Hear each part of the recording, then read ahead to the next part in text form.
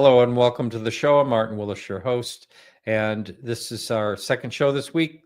We are coming back next week. Let's see, we have Sam and Kelly. It's a couple that I met out at Contact in the Desert, and we just headed off, and they're a lot of fun, and they do a podcast. And we're going to be having a nice conversation next week, Tuesday at 9 p.m. Then we have Sam Chong. That will be next Thursday, same time as this, 8 p.m. This is a pre-recorded show tonight. Just our schedules didn't quite line up correctly, so this is just, I do these shows just like they're live shows. I don't touch them. I just do the show, and you see exactly how it went. It's no difference, generally speaking, other than it's a different time of day. That's basically it. And so thank you all for listening. Thank you in chat. I appreciate you being here. I don't think you're going to see me in the chat this evening, unfortunately. But anyway, I do appreciate you being here. And a couple of other things. We have a blog this week. I already announced that in the last show. This is Brazil's official UFO archives. Another great blog by Charles Lear, as always. And so check that out over at podcastufo.com. And when you go over there, there is, I got to say, hundreds of blogs. There's a lot to read if you're interested in reading. And the blogs we do try to make into an audio blog, which we get complaints about all the time, no matter what we do, trying different experiments. Charles Lear is kind enough to record the audio for that. And then I've tried AI videos. People complain about that. So basically what I'm going to do from now on is when an audio blog goes up, there's going to be one or two graphics, and you're just there to listen to the blog, so you don't have to read it. That's basically it. So that's all I'm going to do from this point on the audio blogs. But anyway, thank you all. And my guest tonight, I'm real excited about Dr. Irena Scott. Now, she's been on a number of times, and we're going to be talking about some new things that have arisen as she has been researching the Pascagoula incident for a long time and written books on it. But it's one of those cases that just keep on giving. Happened back in 1973, for those of you who are new, with Charlie Hickson and Calvin Parker. I got to know Calvin. Fortunately, I got to know him really well. He was the first person that I was the first person that he talked to publicly about this incident for like 30 years. So I was so happy when he came on my show, and we had a good friendship. And he has passed away a few years ago. I really miss him. But it's such an incredible case. There's so many, it's one of the top cases, I think.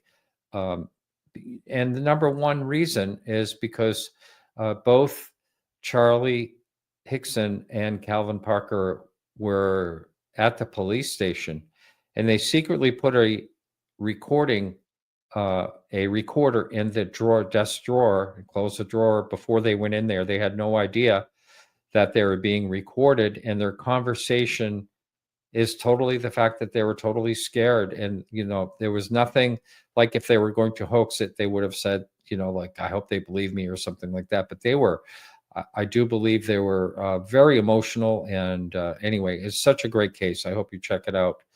This is a rendering of, these will be in the show notes, by the way. This is a rendering of what Charlie Hickson said he saw. Now, when I talked to Calvin Parker, he didn't remember the like horns or whatever it was on the faces of these whatever they were, drone type bots or whatever that came out to fetch them at the water's edge again back in 1973.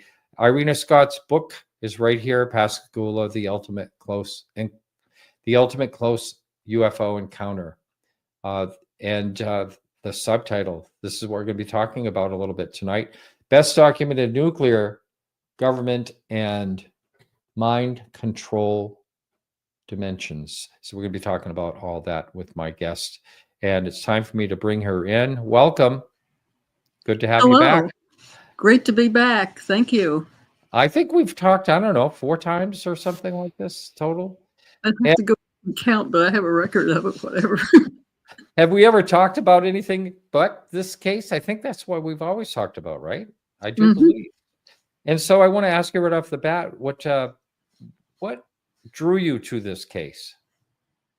What drew me to this case was that something happened to me exactly the same time as the abduction. Oh, I don't think I knew that. Yes, 1973. I covered in my book. At that time, I was living in Missouri, and my mother was living in Ohio, which is about 600 miles away. And she called and said, "Did you hear that explosion?" And she and Dad had some big explosion. And so I said, "No." And I said, "We're 600 miles away." And I said, "You're crazy, you know?" And she said, "No, she wasn't." She kept asking me, "Did you hear that?" And then she's a real skeptic. Several weeks later, she called and said that there was a huge UFO wave, and like people were hiding in their basements and staying in at night and things. And then I was in Missouri, and I didn't pay too much attention to it, but several years later, I was in Ohio, and I just, for some reason, I wondered when that happened, and I actually found it. I went to the library and looked for, I didn't remember when it was, but there were a zillion newspapers, but I remembered it was in October and around the middle. And so I started looking, and I actually found it. And this sound had been the same time as the abduction. And so I didn't pay attention to the abduction. I paid attention to the sound, investigated it, and it was heard over a broad stretch of the country. But they had no explanation at all. And it was a lot bigger than a jet sonic carpet or anything like that. And it was never explained.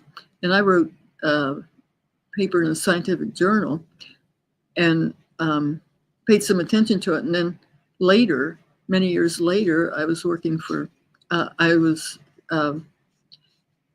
Philip Mantle published one of my books and asked me to interview people about Pascagoula. And I'd already done, work on it. And so I was fascinated this time about the abduction and everything, which I hadn't paid attention to, but the sound was exactly the same time as the abduction. So I heard a phone call from my mother right when they were experiencing their abduction. So are you saying, when you say the exact time, are you saying the exact time of year and everything? It was on the same day. Oh my God. It was, it looked like they didn't have a real definite time, but it was sometime, looked like about 9 or 8. And that was the same time as the sound. The sound was covered about half the country in length. And so it was over a period of about half an hour or something, which may have been the same. It was practically the same time as the abduction. Wow. And you call this a landmark case, and I just wondered, do you think this is, what makes the Pascagoula case stand out among other UFO encounters and abductions? There's several things, and one is that we've always just presented it as an abduction, and for some reason it was these two people. And nobody knew why. There was a lot of speculation, but it stands out because there were, with most abductions, they're like in secluded places, like out in the middle of nowhere with one witness, and oftentimes the witness doesn't even remember it and things. And so they're not well accepted because there's no documentation. Well, as we explored this, it turned out to be totally different from a standard abduction because there were a whole lot of witnesses. The sheriff said that when it happened that night, he had about maybe 50 phone calls from people wondering what on earth is going on and seeing something and reporting it. And this is quite a big, there were actually more than that, quite a big number of people, because if you even said UFO in that time, people laughed at you and you got harassed and everything. Yeah. And there was nobody to report it. I mean, you couldn't report it to the Air Force Base because they said UFOs don't exist. Mm-hmm. And the main witness, Charles Hickson, stopped first of all the newspaper and couldn't report it. Then he called the Air Force Base and couldn't report it. And finally he called the sheriff, and then he was able to report it. So he had to go through 3 steps to even report it. So it was difficult to report. So there were over 50 calls and information about people there that saw something really weird. That was so weird that it activated them so that they called the police. And then since then, we've kept on looking, and we found about 50 more people, and I've interviewed them. Some of them are overlapping, but so there's a vast number of people. It's been totally different from any other, so far as we know, any other reported abduction and the number of witnesses. Mm-hmm. Now, would you say that you feel pretty confident in most of their testimony? Were there any that were trying to, that you didn't believe in? I'll put it that way. Or did you feel pretty secure that they were all legitimate? There's no way to tell for sure, but I didn't, maybe I'm just really trusting, but I didn't get the feeling from any of them that anybody was hoaxing or anything. I mean, there's still some harassment if you mention it. And they all said, well, I didn't mention it because of the harassment, and that they really, were really severely harassed. Now, was that your doorbell I just heard? I'm sorry, it was my phone. Oh, okay. No. All right. I don't know if you can silence that, but that'd be good if you could.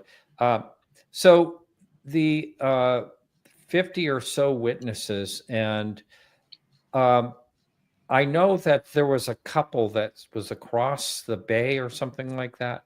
That was one of the stronger ones. But are people basically saying the same description of the craft, or there are variables? I think there were variables, but we just, from what the information from the sheriff was around probably more than 50 people called in, and they didn't have a good description. The ones I got were, like 50 years later, and there were different descriptions, but some of them were pretty much alike, and they were all, the thing was so different that it made them, pay attention. And then they remembered the date because usually the next day or so they heard about the abduction. Right, but were they afraid to come forward at that time? Is that why we never really heard much about them? And I want to ask this too, and then how did they decide to finally come forward and how did they find you and all that? Philip Mantle, who's Sherlock Holmes, began advertising and putting it on different websites, and people found out about it in different ways. Mm-hmm. Wow. And what would you say, we're going to go into what your book is about and the new revelations and all that, but what would you, when you have interviewed all these people, is it that couple that I just mentioned that really stand out?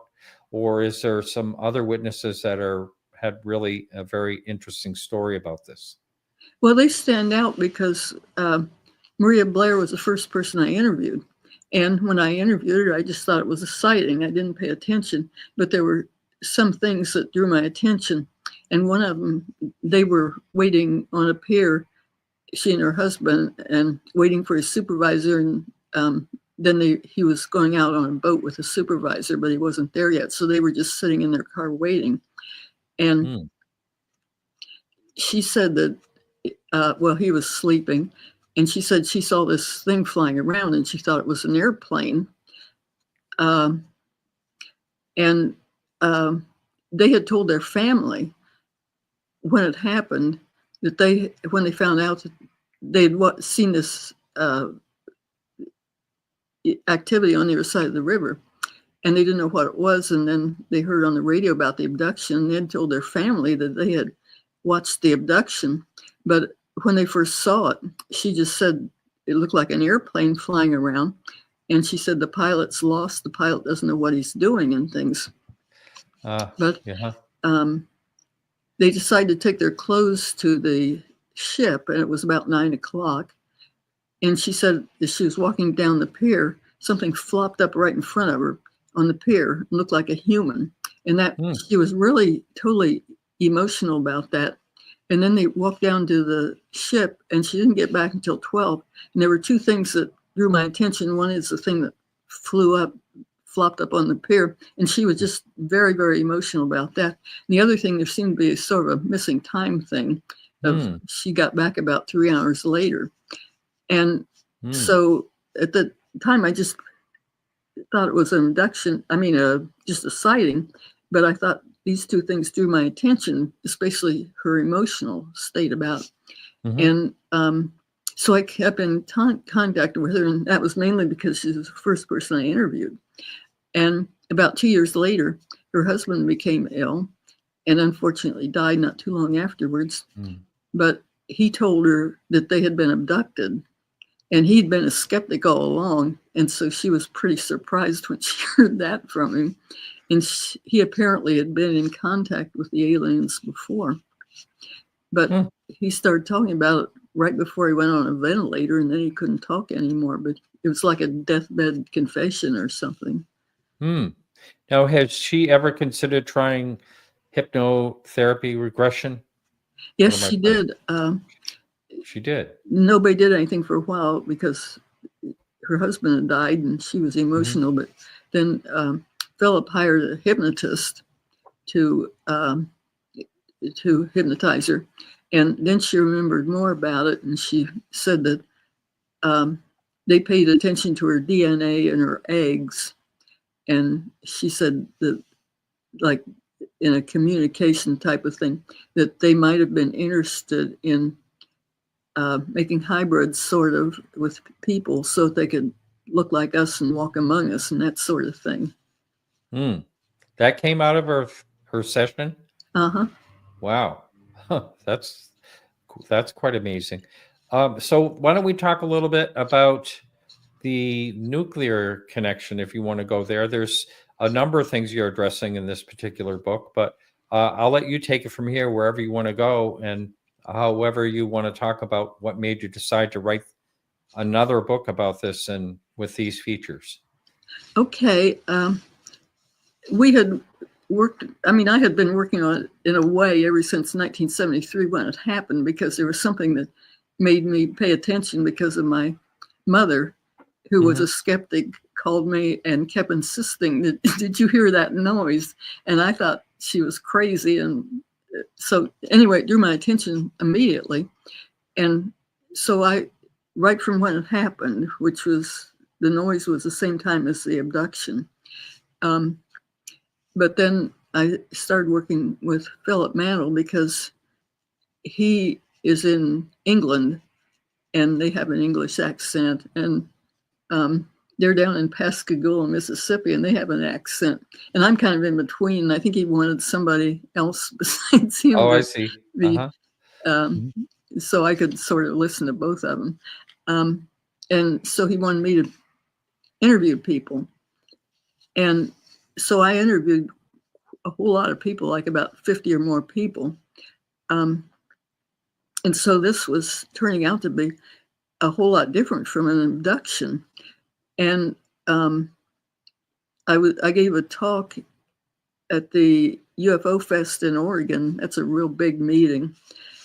And said what an unusual thing this is, that here was this abduction, reported abduction, and there were all these witnesses, which isn't anything that happens with abduction.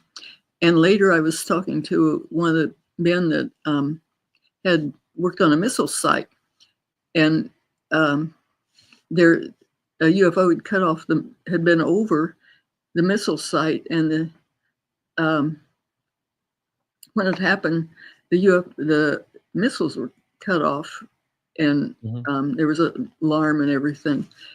And I talked to him about that. And then there was another person I interviewed on a podcast that said something about a cover-up.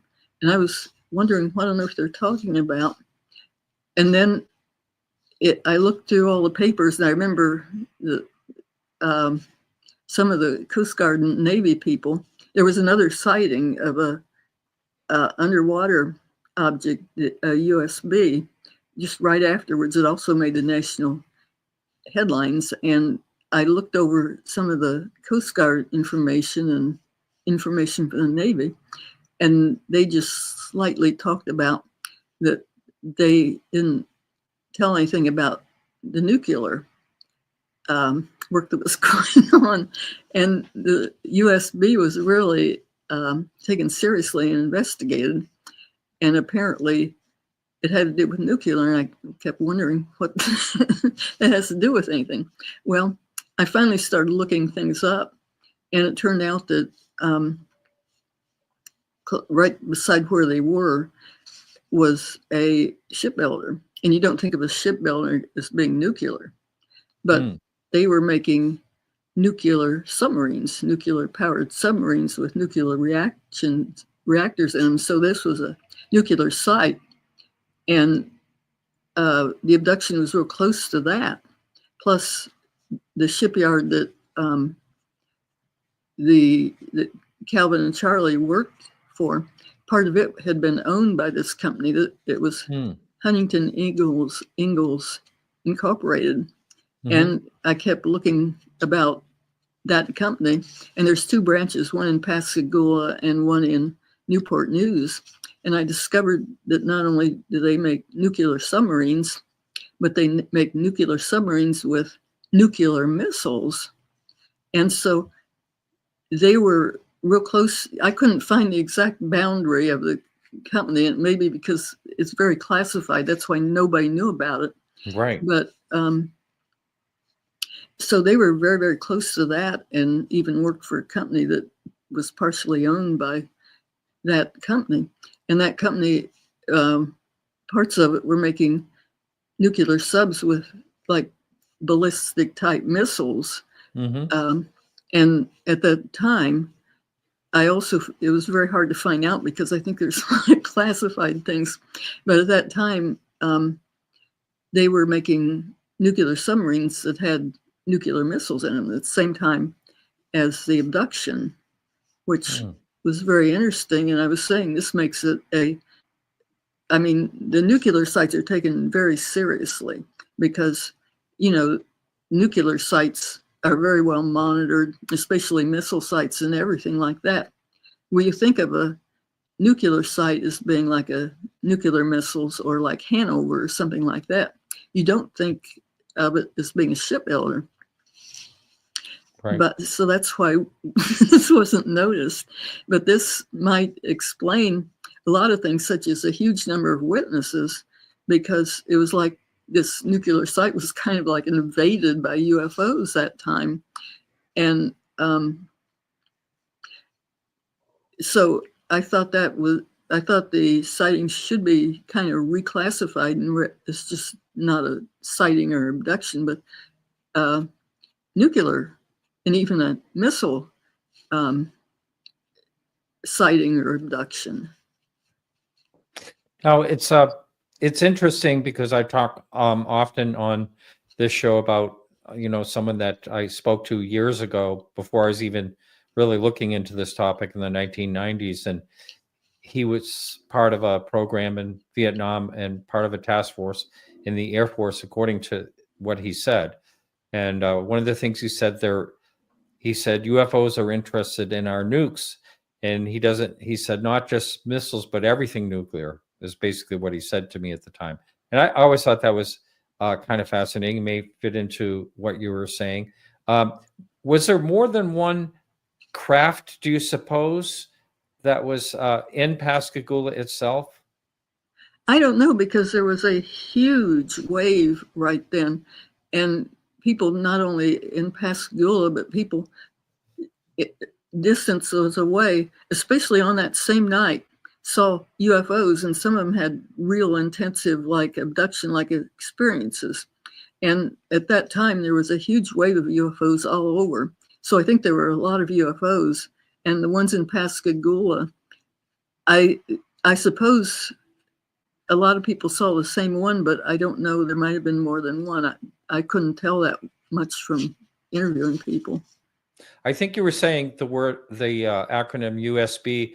You were meaning to say USO, I do believe. Yeah, yes? that's what I meant to say. Yeah. Sorry. It's okay. We have UFBs in our life all the time, looking in things and stuff. So, was there actually, how was that reported? How did you get that information that there was that activity? You may have just told me and I may have missed it.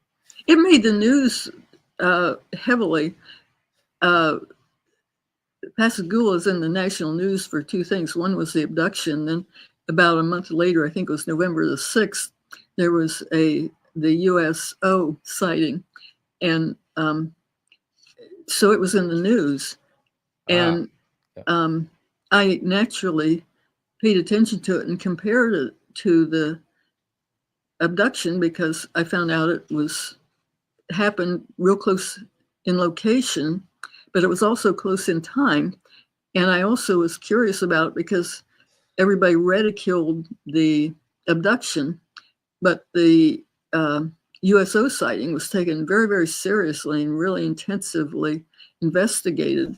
And that's what finally made me figure out that that was a nuclear site, was from that. But one reason I looked at it was because there were quite a few witnesses, including officers and the investigators. And I talked to the only person that was still alive and interviewed him.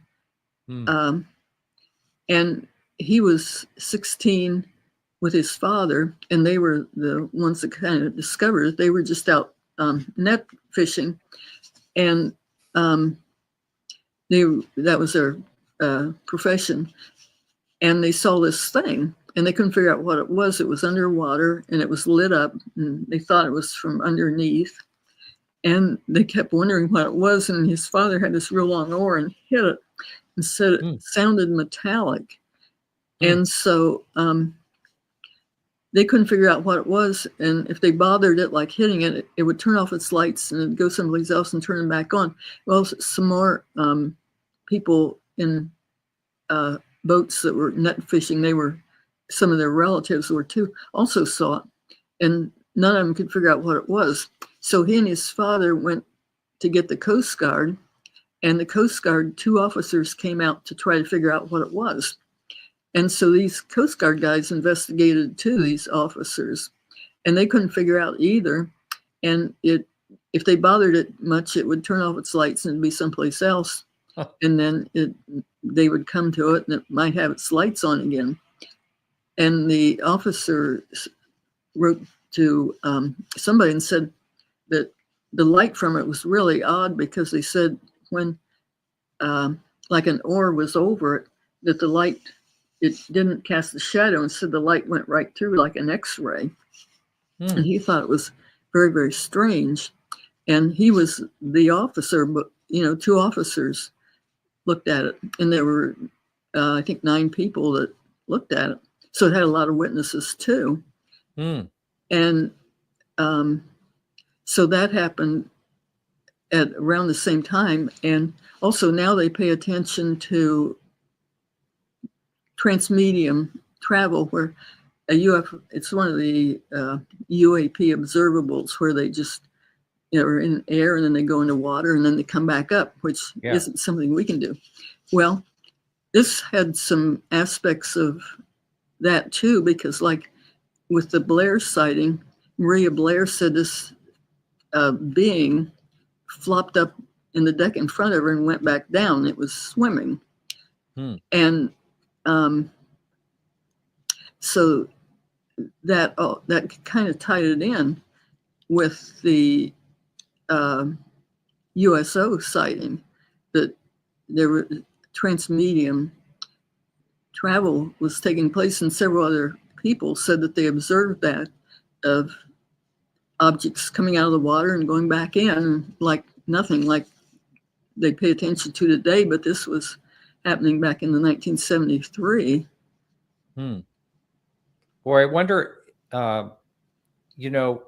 what would, this is just, speculation, but I wonder what it would be like today if this very same incident happened today, if we would have, people taking their phones out perhaps, or whatever it is, it seems like it would have more of a chance.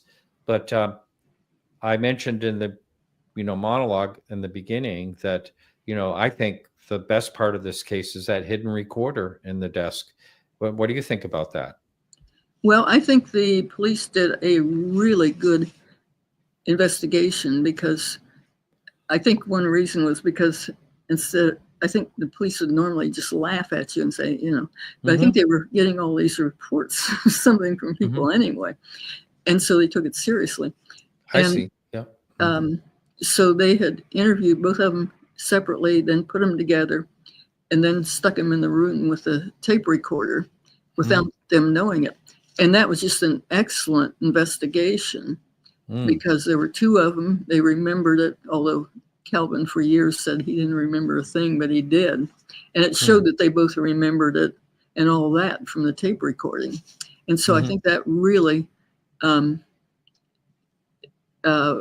enhanced their credibility. For sure. And, there's nothing to say that the craft that, lit up and came, the bright blue and all the light that landed, there's nothing to say that didn't come out of the water. That could have come out of the water as well. I mean, that's a possibility. They could have come out and then, flew and then landed there. Question, when the witness had her hypnotherapy session, did she, I know she mentioned the thing that came up on the pier. Did she mention what it looked like? It didn't look like these guys, right? I mean, did she talk about that? Oh, and also, second part of the question, did she mention she saw any beings, on a craft or anything like that when she thinks she might have been abducted? I think it was, she described having him like X-ray or something, her pelvic area. I don't remember a real clear description of them. The thing that flopped up on the pier under hypnosis, I mean, this is what caused me to pay attention to it, was she was so emotional about it. But under hypnosis, she said what actually happened was it flopped up, and then it took control of her mind. And at that point, apparently, they were abducted. And but she didn't remember that until hypnosis. And her husband described the beings, but I think he described them as taller than what Calvin and Charlie described them. But I think they were kind of indefinite. Now, like I mentioned in the first part here, I knew Calvin, and Calvin, I've mentioned this a number of times on this show, but I mean, he responded to a blog, basically hadn't talked to anyone in years, and he was good enough to come on my show. It was a wonderful, time to talk to him about this and actually meet him in person. And he was a lot of fun. He was so funny. I mean, I got him involved in the International UFO Congress in Phoenix. And so he spoke there, and he had the people like rolling. He was just, his Southern accent. And then just we'd come out with these things about how, okay. He come out with these things about the female. He said, I might hit on her in a bar, stuff like that. I mean, it was pretty funny, but he couldn't remember. This is the part that is puzzling to me. And I know I've asked him about it, but why was there such a different description of the beings between him and Charlie? It was just way different. I think they described them as ghosts. I think they just probably couldn't see him too well and were maybe hysterical, which you would be in shock then, and that sort of thing. I think it was hard to actually. I mean, they described him as a ghost in one place, and they even when both of them described him, they were kind of uncertain. I think they just were in shock, as you would be at something like that. And I think they were just not like something you'd normally see and maybe hard to describe. I wanted to mention, you're who connected Calvin with Philip Mantle, and thank you very much. You certainly did a wonderful job. Yeah, I was very happy to do that. Thank you. Yeah, I was very happy for everyone in that case. So what about getting back to the witnesses? Have any of them had any, psychological side effects that they talk about? I've talked to Calvin a little bit about that and what type of effects he's had, but has any of the witnesses, did any of them discuss any part of that? Yes. In fact, there were when I interviewed Maria Blair, she had evidence of abduction or something unusual happened. That's why I stayed in contact with her. But there were a number of other people that also had suggestions of abduction, and I didn't follow them that closely. But I had the feeling that there was more abductions or psychological things like abductions going on than just her. That several people that were close to the event at the same time had things that made me think of abduction. Are those people still, is there any more groundwork to do with these other witnesses? Or are they pretty much done? I don't know. I'd like to contact a number of them, find out more things, but I haven't done it yet because I've been busy writing. But I'd like to, and I will have to find out about trying to do that. I'd do it with Philip, of course. So. I want to mention one other thing is that what really changed everything about UFOs is the disclosure of the Tic Tac object and all that. Well, Pascagoula was heavily involved in that. In fact, they were the crucial factor because, like the Princeton, that was the ship that did most of the work of identifying the objects and things, that was built in Pascagoula. And the Nimitz was built by that company, the whole Nimitz fleet.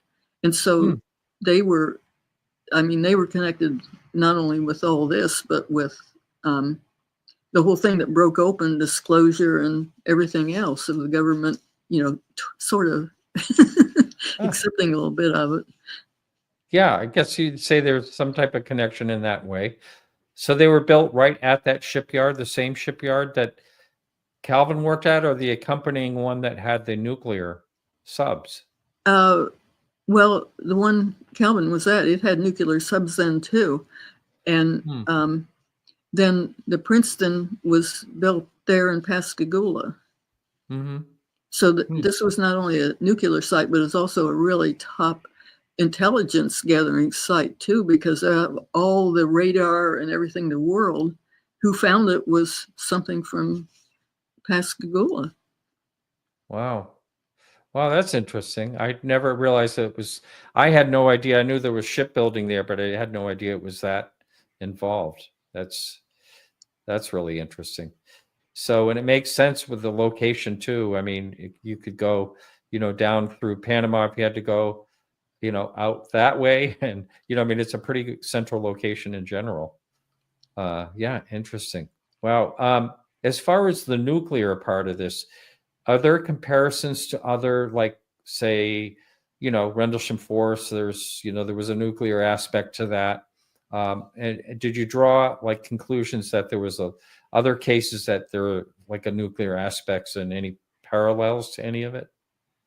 Yes, I was saying that this is actually like the Area 51 of the Navy because they were building nuclear subs and at that time with nuclear missiles.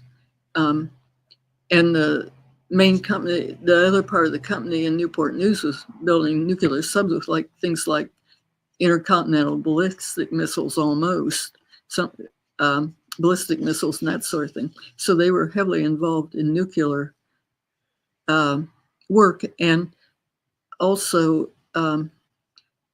you think of nuclear as being concerned with, I mean, our nuclear weapons as being concerned with the nuclear missiles and the nuclear sites. You don't think of shipbuilding as having anything to do with it. But I think there were several references that said most of our nukes today are actually in submarines. So it's a really important thing. And like the UFOs may have figured that out before we did, and that's why we didn't know, nobody paid attention to it. But there were aspects of it also that people had effects on their minds and behavior. And I was saying that's very, very dangerous around a nuclear site, that having sort of like mind control or something is not something you want going on at nuclear sites. Right, absolutely. So, this was there was not a lot of people talking openly about abductions ahead of that. Travis Walton happened in 75.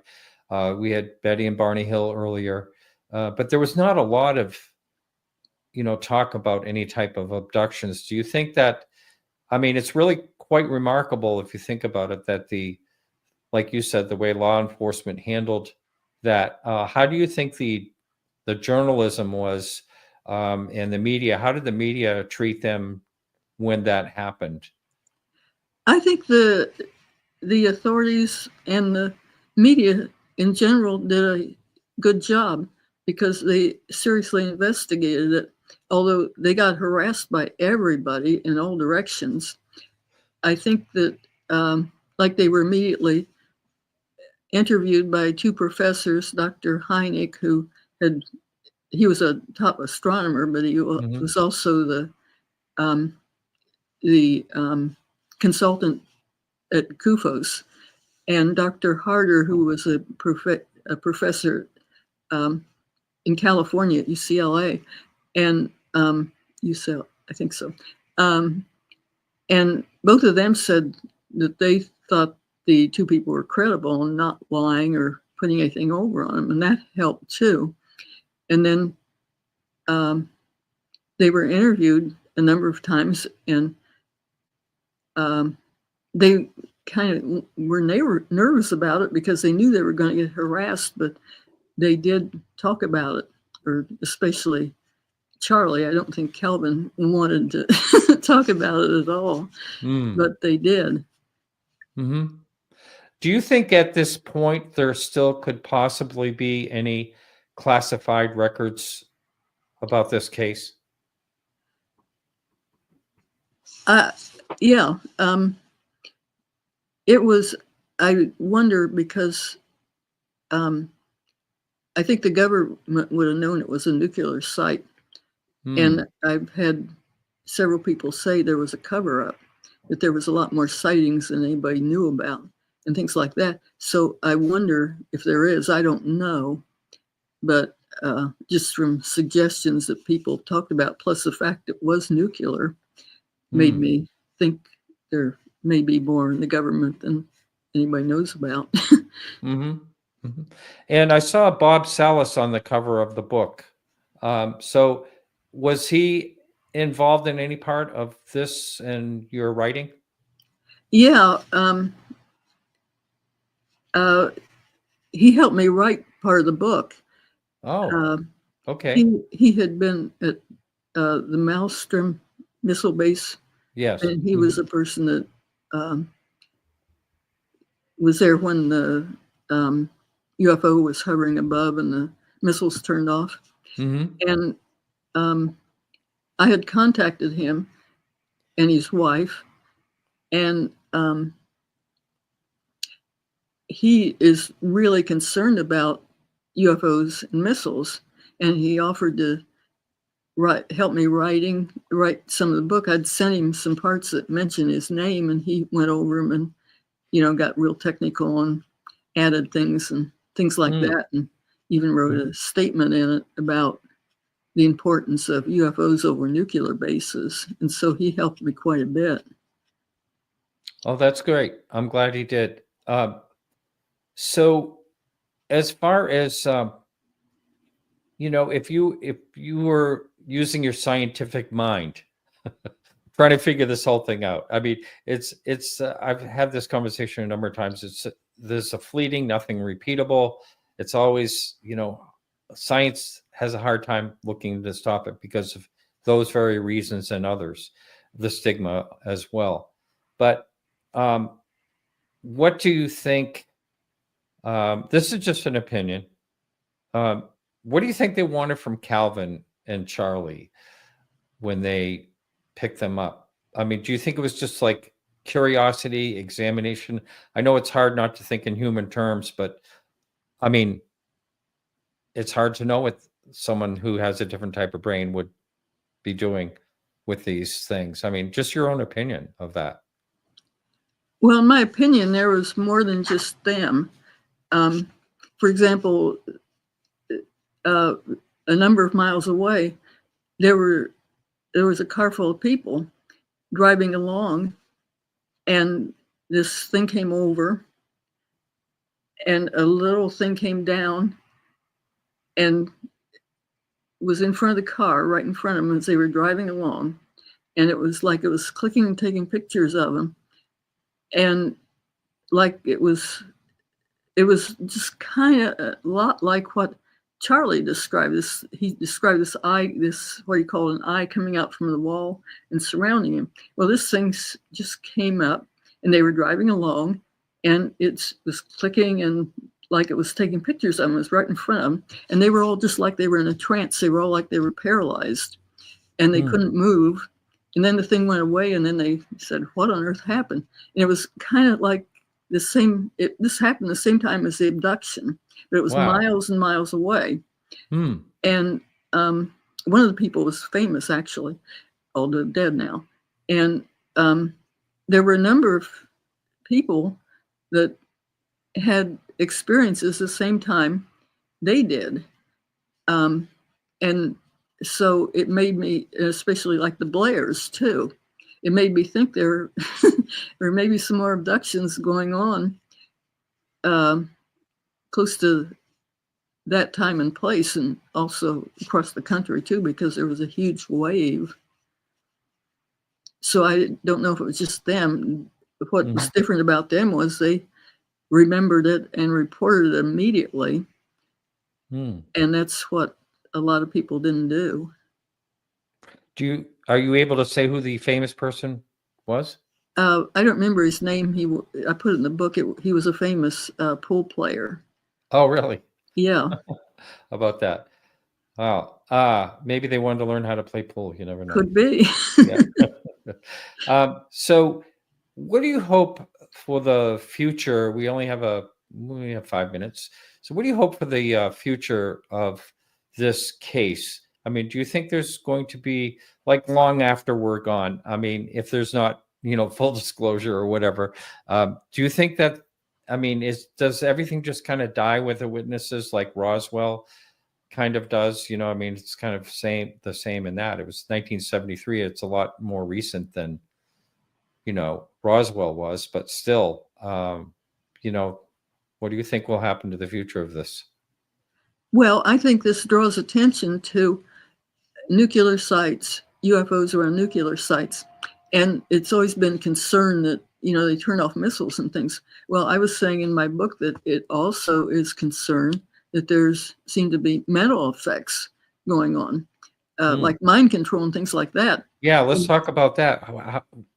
I saw that was part of this, and I'm interested to know what that is. Well, like there was one man that worked at the site, and he said that a UFO came and circled the site and left, and that sort of thing. There were people that had these examples of, like there were these two couples, and they were just outside talking, doing their normal thing. And a UFO came over very low, and they all just turned around, walked back into their houses, and that like they were in a trance. And then later they said, what on earth, why didn't we pay attention to that? Why didn't we look at that? It was like they were in a trance, and it was the same thing as these men that were in the car, that this thing was over them. They were like paralyzed and in a trance, and they came out of it. And I would call that mind control.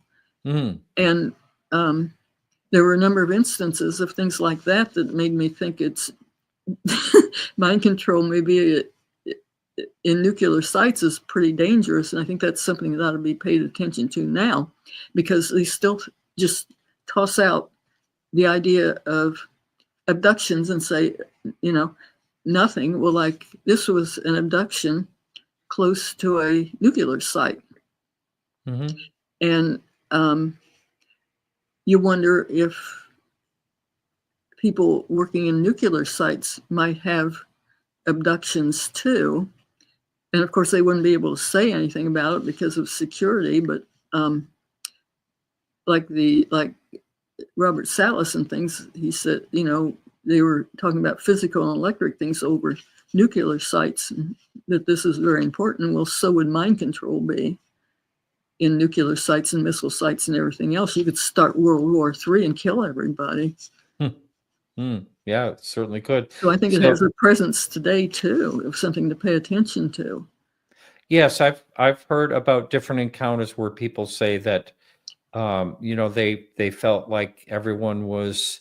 There was one encounter that I talk about that where people walked toward. They all got out. They all got off the same exit. These were witnesses to a UFO, and they all went into Howard Johnson's. And the guy describing this said it was like zombies. They were like zombies walking toward, Howard Johnson's and going there. And they all got ice cream, which was really bizarre.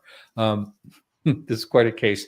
But that is another thing that I don't know if people would know how to describe this if they had it happen to them. But a lot of people talk about a possible time dilation, like time slows down or time seems like to be changed while they're having this encounter. I don't know if any witnesses ever mentioned anything that might have sounded like that. Did they? I don't think so. I've talked to other people that had that, though. I mean, like this one man said that he didn't know much about UFOs, and it was when he was young, but he said he was sitting in class and suddenly everything just stopped. And then it was like he was taken up and, a UFO and came down, and then everything started. It's like they turned off a tape recorder or something. And I've heard that. I can't remember if I had that.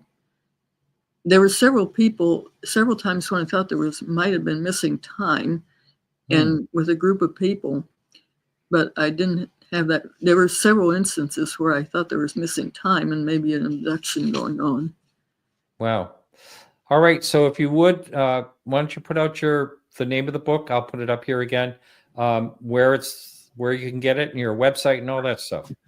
Pascagoula, the ultimate the ultimate close UFO encounter, best documented nuclear, government, and mind control dimensions, because they still don't consider mind control and nuclear things in there. I think there's still a lot of information to get out of Pascagoula. And my website is irenascott.com. Right. And is this available on Amazon? I'll have the link to yes, this is it's available on Amazon. Yeah, very good. So thank you so much for all your work on this case. Calvin meant a lot to me, and I'm really glad that you have been doing such a great job on this. I appreciate it. And again, thanks so much. It was a pleasure to have you on. Well, thank you very much, and thank you from the very beginning of getting.